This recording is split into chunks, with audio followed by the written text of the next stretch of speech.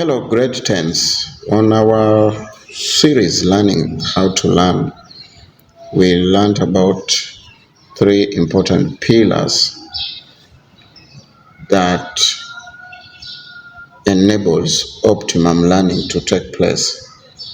And those three pillars were, first one was retrieval practice.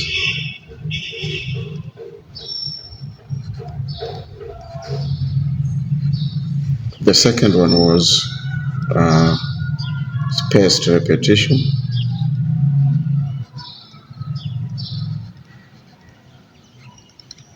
And the third one was interleaving. So how do you ensure that you have all these three pillars incorporated in your studies?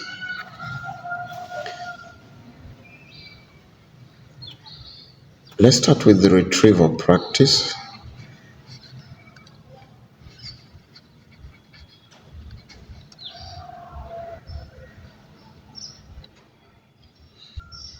Now, contrary to the common practice of reading and rereading,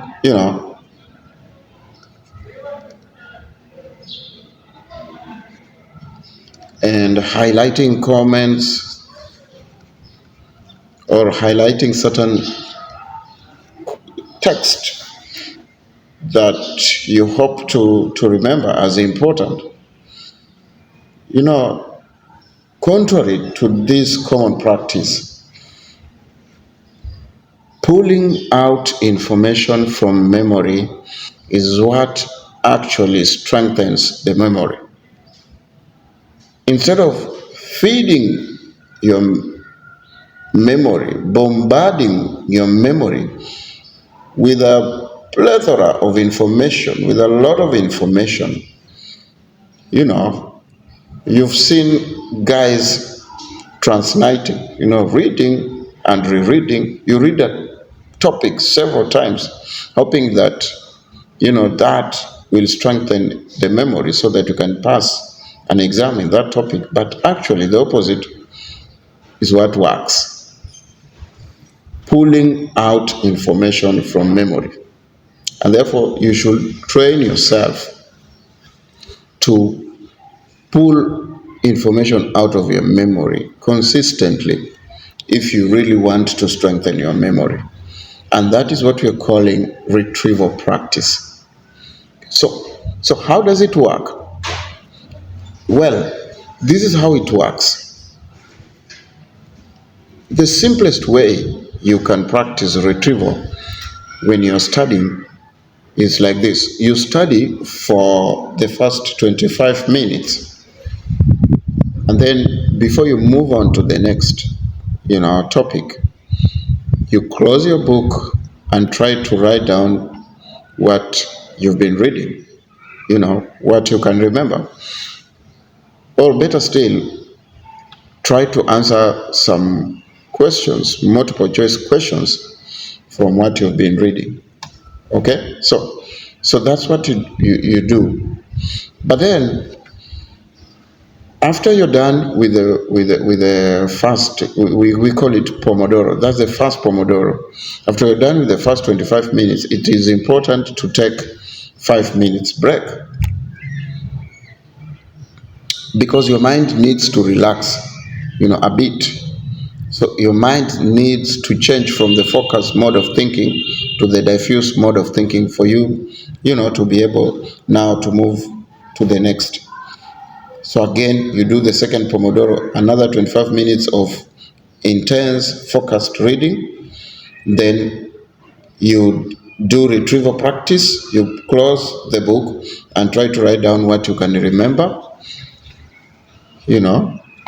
That is what we call retrieval practice. Now, this is why retrieval practice is important. And we can understand it when we focus on the forgetting curve. What is the forgetting curve?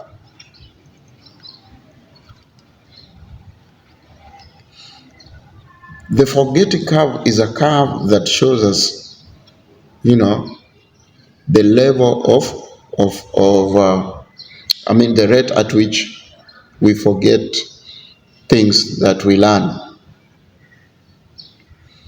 And so, for us to understand better the forgetting curve, and how you should do the retrieval, and of course, employing, spaced repetition technique, this is how you do it. Let's compare massed repetition, which is simply cramming. Mass repetition is simply cramming, back to back repetition of, reading a certain text. Let's compare it with spaced repetition.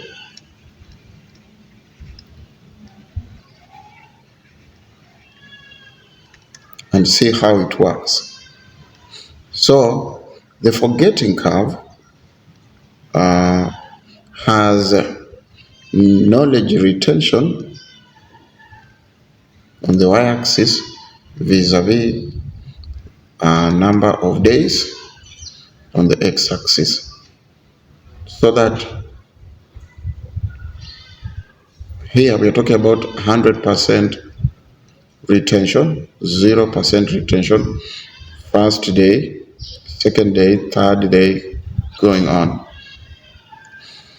And therefore, this is how the forgetting curve takes shape. In a nutshell, it takes only a few days, for you to forget completely what you learn for the first time. So, sort of like, if you do not revisit, if you do not revise what you learn for the very first time, then it will take just a few days and you forget it completely. And when you are taught again, it's like you've never been taught before. That's how our mind is wired. We forget easily. And therefore, we need to curb this forgetting. So how do we do that? By retrieval practice, trying to pull out information that we read from our memory.